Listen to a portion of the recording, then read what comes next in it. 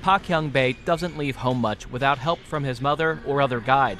The 32-year-old says navigating Busan's public transportation system is not comfortable for someone who is blind. When I've traveled alone without my family or someone to guide me, I've gotten lost and asked people where I am, but sometimes they ignore me. I have no idea if they've walked away or not. It makes me feel isolated. It's hard to ask for help. But new smart technology inside this metro station aims to help people with visual impairments travel more independently. Park is trying out a smartphone app called Dagachi Naranhi, or Side by Side. It uses a GPS system to locate users and provides meter-by-meter directions to station amenities. Park uses his phone's text-to-speech software to listen to the directions.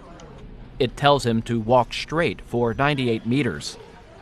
He arrives at one of two accessible information kiosks that are connected to Bluetooth beacons placed all around the station. The system speaks out loud and has a braille touchpad that turns into a tactile map of the facility. When I select a destination, the braille display lets me feel the layout of the station, and I can memorize where I need to go. City officials say they plan to expand the app's coverage and install kiosks in all of the metro's 114 stations. The Busan Transportation Corporation's Jun Byung-jun says these accessibility features will benefit all commuters. It's not just for people with disabilities. It can be convenient for pregnant women and the elderly. It has multiple languages, so even foreign visitors can use it. It's for everyone. Smart technology could benefit everyone if it's made with universal design. That's according to the Seoul-based firm DOT, which partnered with Busan and created the accessible kiosk. DOT's Go Mi-suk says one way to do this is to bring in more designers who are blind.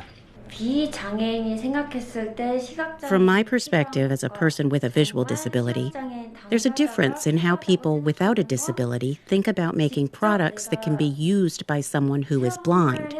So it's important that visually impaired people be part of the planning and design process.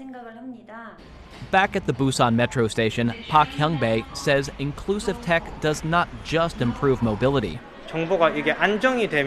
Non-disabled people don't often see people with a disability using the subway.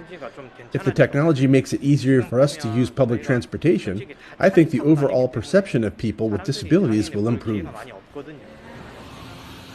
And that, he adds, brings down social barriers. Jason Strother for VOA News, Busan, South Korea.